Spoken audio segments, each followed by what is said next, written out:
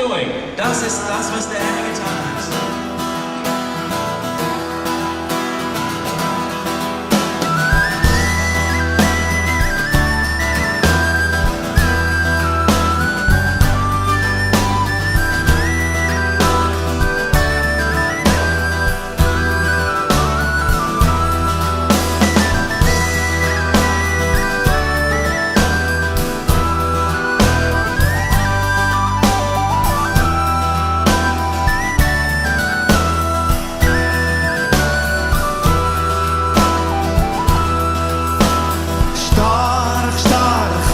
Unser Gott, stärker als alles, was gibt. Stark, stark ist unser Gott, stärker als alles, was gibt. Stark, stark ist unser Gott, stärker als alles, was gibt. Stark, stark ist unser Gott, stärker als alles, was gibt. Elohim Adonai, El Shaddai, Elohim Adonai, machtig ist Gott. Elohim Adonai, El Shaddai, Elohim Adonai, machtig ist Gott. Well, it's time for some family reunion.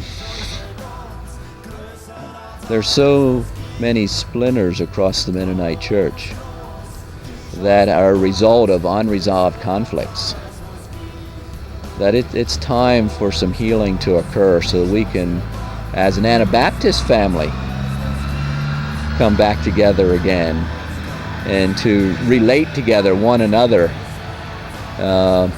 in ways that are unhindered by all of these offenses that we've left go unresolved. El Shaddai, Elohim Adonai, machtig ist Gott.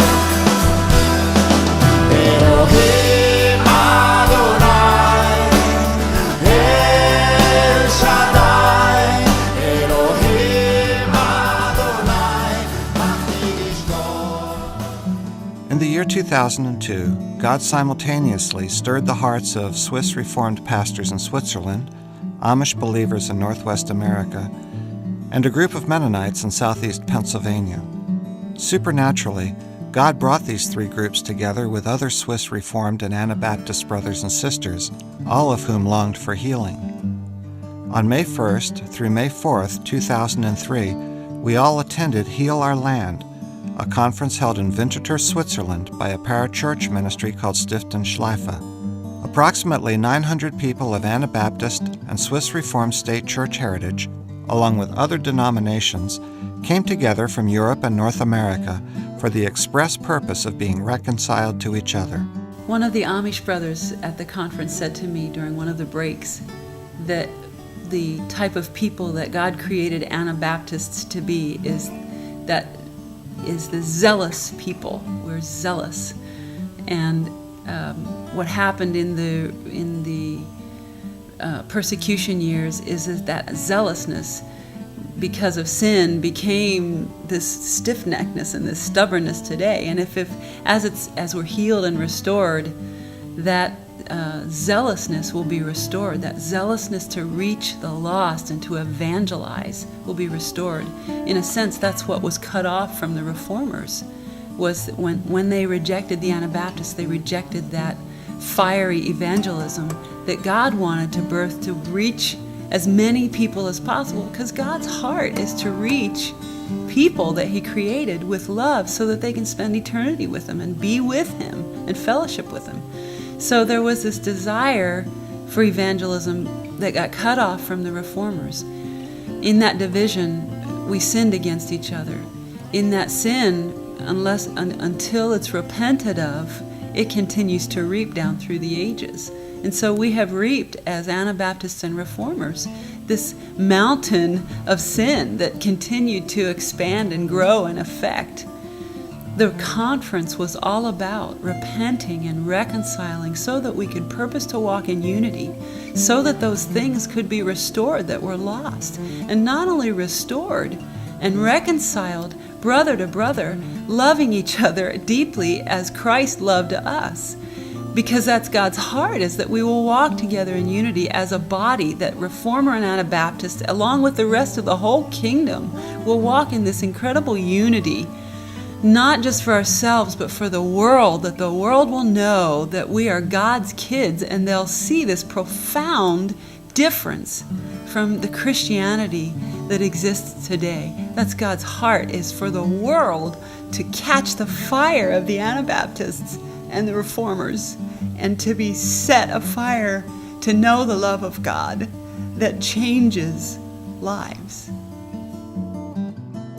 As the conference began, Gary Keller, head of Stiftungsschleife and a Swiss Reformed pastor for 30 years, prepared our hearts to receive each other.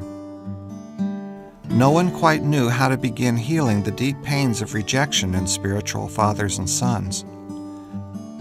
No one knew how to walk through being reconciled, but everyone purposed to walk in unity and to depend on God to lead the way. We were encouraged to lay down dogma and doctrine and to allow God to baptize us into one faith. It's time for us to just share heart to heart with each other and to find release of some of the feelings that have lingered over the years, many times unconsciously, of course, but yet they're present and had effects on us as a people. And I think we as Anabaptists realize that there's been a fear present among us as a people ever since the time of persecution that has hindered us in truly being a voice for God unashamedly. That we've been silenced by some of our fears of what people may do to us, or fears of what may happen to us if we're too open. Our Swiss Mennonite brothers shared of their own mistrust and of their fears about splits and divisions, of their need for healing from the past in order to be able to look to the future. Several Anabaptist believers from Pennsylvania shared from their hearts. They shared of having lost the evangelistic zeal of their ancestors. There were 200 years of our history after that time when there was very little witness shared of the evangelical message there in the United States after we arrived there.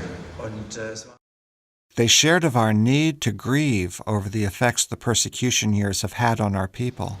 We have been impacted by the persecution years as sins and wounding trickle down from generation to generation. It is time to let our hearts feel the loss we have experienced as a people group and to recognize we have been traumatized. They shared of our need for healing.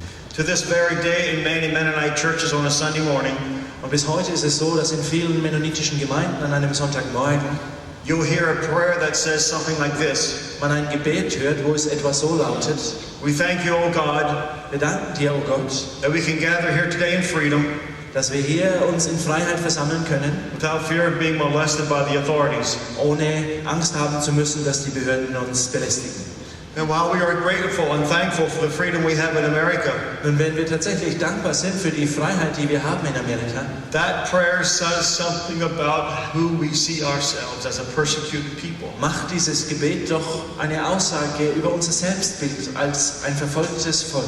We need to be set free from that. Und davon müssen wir freigesetzt werden. They shared of our desperate need for a father. That is why we're here, Und das ist der Grund, warum wir hier sind. to see the Lord heal that rejection, Um zu sehen, zu erleben, dass der Herr diese Ablehnung heilt. to be real with you about our shortcomings Und offen und ehrlich mit euch über unsere Defizite und Fehler zu sprechen. and about our mistakes. Und über das, was wir falsch gemacht haben. And they shared of the need to forgive and receive each other. So I say, Father, Und zu sagen, Vater, could you forgive me? vergibst du mir bitte? Could you forgive me? Vergibst du mir With all my heart. von ganzem Herzen.